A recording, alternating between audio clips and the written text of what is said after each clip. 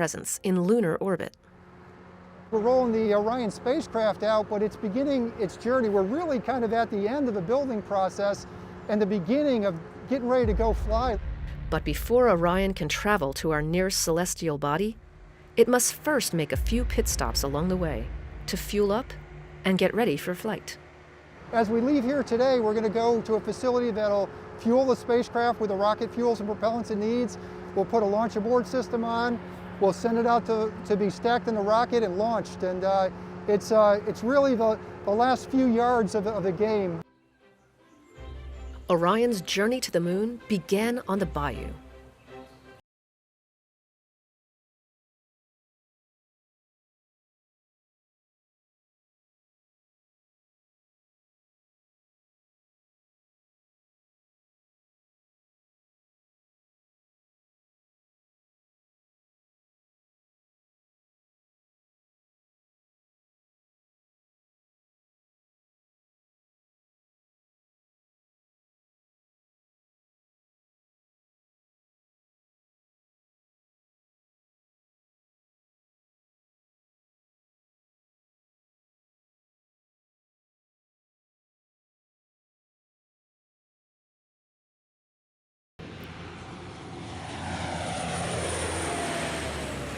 When the crew module shows up here at the ONC building, it's really just a welded shell of the structure. When it gets here, we put it into a fixture called the bird cage tool, and we use that fixture to position and attach all of the mechanically attached primary and secondary structure for the crew module. Part of that includes the heat shield, which protects the crew module as it blazes through Earth's atmosphere at astonishing speed as it returns home.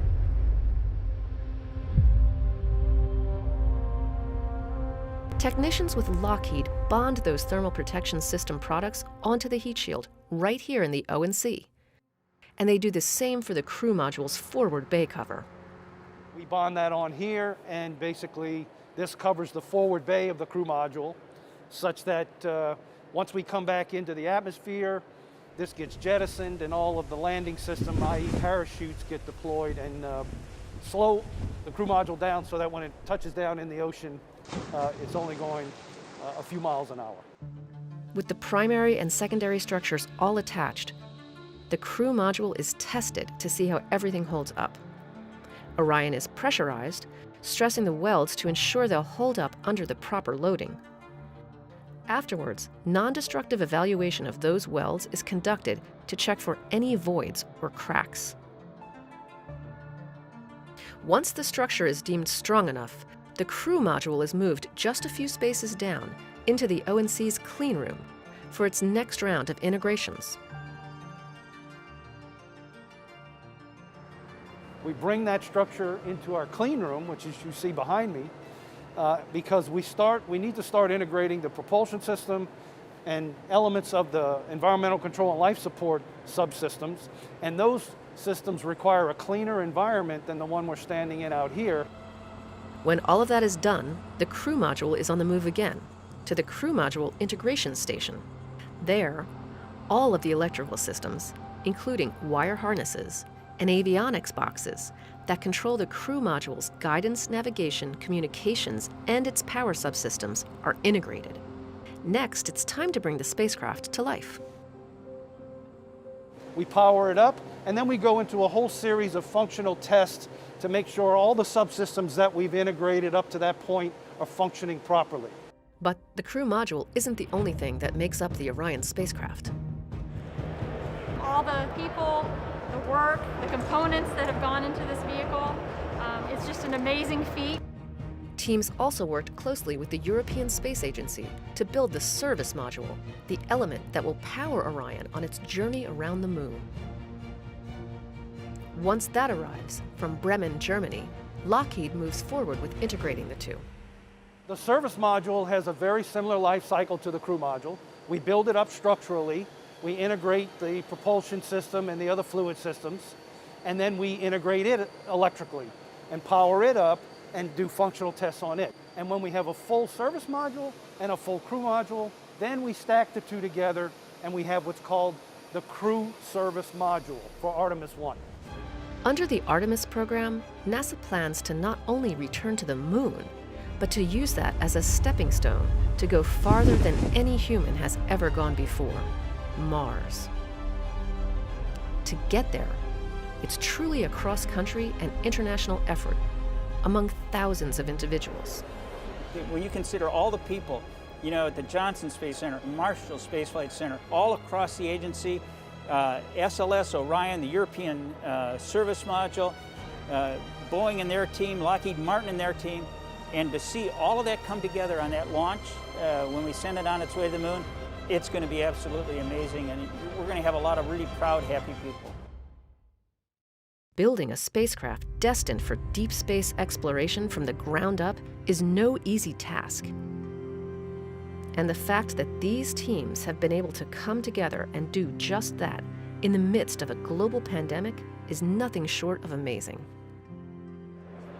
You know, it really is a testament to the workforce. If you think about what we've been through over the years that they've been putting this together, and particularly think about the environment that this team was dealing with. We're dealing with COVID, and we're asking these folks to come into work every day and finish the spacecraft so we can keep this mission going. And we're ready, and we're excited. And so as they turn this over to us, we're ready to get going. And really, this is only the start of Orion's path to the pad. It's a little hard to put into words when you think about the fact that we are in the first flow of what will be our nation's deep space exploration program. It hits you in the heart, and it really speaks to why we all are doing what we're doing.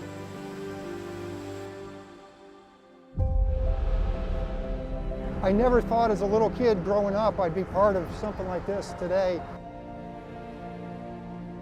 Now as a dad of two young girls, to be able to tell them what I do and to be able to have them someday watch the first woman stand on the moon is pretty amazing to me personally. As the Orion spacecraft departs the ONC, its next stop is the Multi-Payload Processing Facility, or MPPF, where teams with NASA's Exploration Ground Systems and prime contractor Jacobs will perform the next set of milestones, fueling and servicing the spacecraft. We have a few months of hard but rewarding work ahead of us to get to launch, but this is it. This is our year. This is our time and what folks have worked so hard for. Now, we're going to continue with processing, get that thing checked out, fueled, get the launch abort motor stuck on top of it. With fueling of Orion's crew and service modules complete, the spacecraft moves from the MPPF into the Launch Abort System facility. We just finished fueling the spaceship, and we moved it to the LASA facility, the Launch Abort System facility, to put the Launch Abort System on the top of Orion.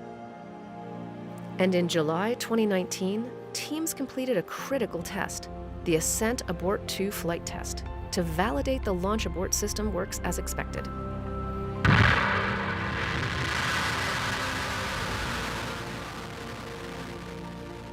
After reaching an altitude of about 6 miles, where the test spacecraft experienced high-stress conditions expected during launch, the abort sequence triggered. Within milliseconds, the abort motor fired to pull the crew module away to safety.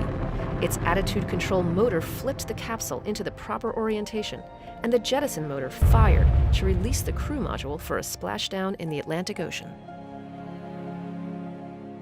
I feel, just honored and humbled every day to be able to work on this stuff. This rocket is just going to be absolutely amazing.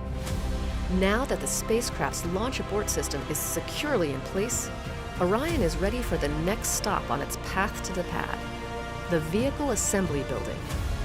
Once inside, the spacecraft will be placed on top of the Space Launch System rocket, the most powerful rocket the world has ever seen.